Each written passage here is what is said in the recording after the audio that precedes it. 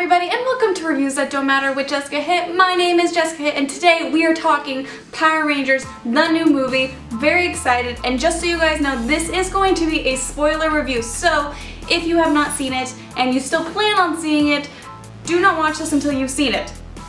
Or, I guess if you don't care about seeing spoilers and probably not going to see this movie, but you want to see someone talk about it and what's going on with it and why people might be so high on it or not so high on it, then you can watch this too, I guess. Okay, let's get to it. Did I like Power Rangers? Here's some backstory. I grew up on the Mighty Morphin Power Rangers. I love it. It came out the year I was born, and I remember being so obsessed with the Mighty Morphin Power Rangers movie. I would watch it like every day, and I wanted to be the Pink Ranger. I was all about Kimberly. The funny thing is, I hated the color pink back then, but she was the only exception into going pink.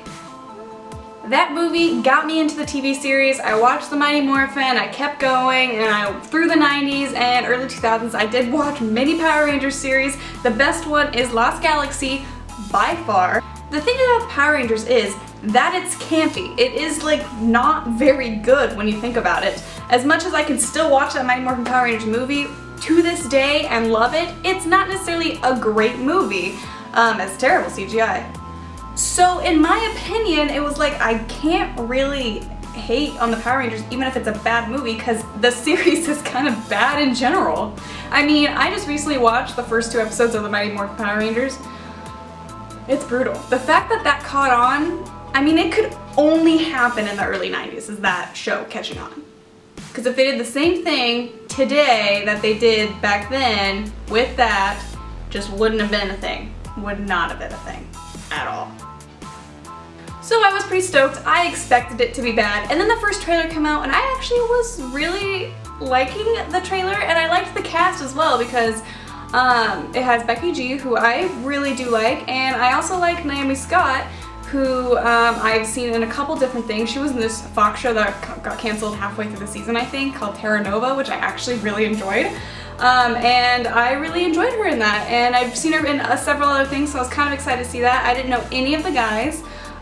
So there was that, and then of course you have Elizabeth Banks as Rita Repulsa, and Bryan Cranston was brought in, and then my favorite comedy god ever, Bill Hader, was cast the 5, so I was pretty stoked about this, and I liked all of the trailers. So I went in on the preview night Thursday, and I was surrounded by people like me, my age, who just grew up on this and were so excited. There were no children in the theater. There was no one. It was literally people ages 20 to like 27, I would say. Like all in my age range of people who just like were like real schweddies, like real bad. And it was awesome. It was such a cool experience to be in a theater. It was something that we all love. And just, it was great. It was one of the best theater experiences I've ever had. I would say this is the second best experience I've ever had in the theater, behind Deathly Hallows Part 2, which was just an emotional day for me. Anyway, did I like this movie? I freaking loved this movie. Like, I want to own this movie today and watch it over and over and over again. And I was not expecting to love it as much as I did, but to me, there was only one thing wrong with it in the whole thing, because yeah, you know what, there's stupid little plot holes and some of the dialogue can be cheesy, but that kind of just feels right in Power Rangers. I mean, that is almost the core of what they are, is cheesy and has like really stupid plot points, really.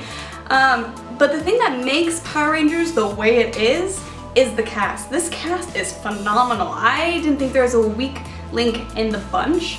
I was very, very impressed with Becky G. I thought she played a really nice, quiet character who had this really great moment in the middle, and I think that there's a lot to go with for that.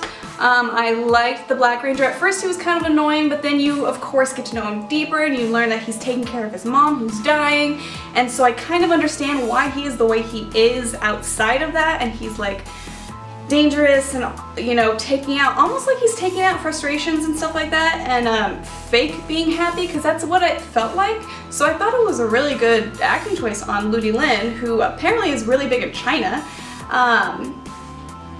And then the standout, of course, is going to be the Blue Ranger, RJ Cyler, who was awesome. I mean, to take everyone's least favorite ranger in Billy and make him like everyone's favorite ranger, and no offense to Billy in the original series, he's just nobody that, you know, people wanted to be the red or pink ranger, or even the black ranger, the green ranger when he came along. People wanted to be them. Even though I do really like Billy, especially in the movie Mighty Morphin Power Rangers. I really liked Billy. I thought it was great. David Yost, I thought, was a great choice for that. And it was really sad to hear why he quit the show and that it was so depressing to him, but I thought RJ Cyler, he was awesome. He was absolutely awesome. He is the heart of this movie, really. And you also have Dacre Montgomery, I believe is his name, who plays the Red Ranger, who is Australian or New Zealand or something. And I was really impressed with what he did with Jason, because that character can go so flat because he's like this basic popular jock guy who gets in trouble, but he adds so much character to the Red Ranger of Jason. It's impressive. And the moment you know that is the moment when he decides to slap that bully who is bullying Billy in detention, and I was like, damn! That was hands down the funniest moment of the entire thing, was him just like sticking up, and then instead of punching him, he just slaps him. He gives him a huge bitch slap, and it was awesome. And I will say, as someone whose favorite ranger of all time has been Kimberly Pink Ranger, I loved what they did with her, because they didn't make her this cookie cutter good girl. They made her have real flaws, and that's the best thing, is that all of these characters have flaws, especially Kimberly, who admits halfway through the movie that she was this mean girl who was actually mean, like did a really bad thing, and she's copping up. She's like, it's my fault we can't morph. I don't think I should be a Power Ranger because I'm not a good person. And I loved what they did with that. And I liked how they did cut the kiss scene that you see in the trailers, Jason and Kimberly, from that. Because I read like a whole article saying that test audiences did not like that scene because of the kiss at the end, because it felt like it was turning this big character development in Kimberly into this love interest with Jason and her servicing him in a way. And I think that it was really important to the creators of this movie and the cast of this movie that they did it right, and they made the characters real characters for people to latch onto. And they did. They really did. Like, I thoroughly enjoyed this movie. I liked, and I'm not a big origin story fan, but I thought this worked really well. And I liked that we didn't see them more for a long time. I liked seeing them having to bond. I liked that they didn't know each other at all before this, and they didn't even necessarily like each other, and then they're kind of forced to like each other, and then they realize they do actually care about each other.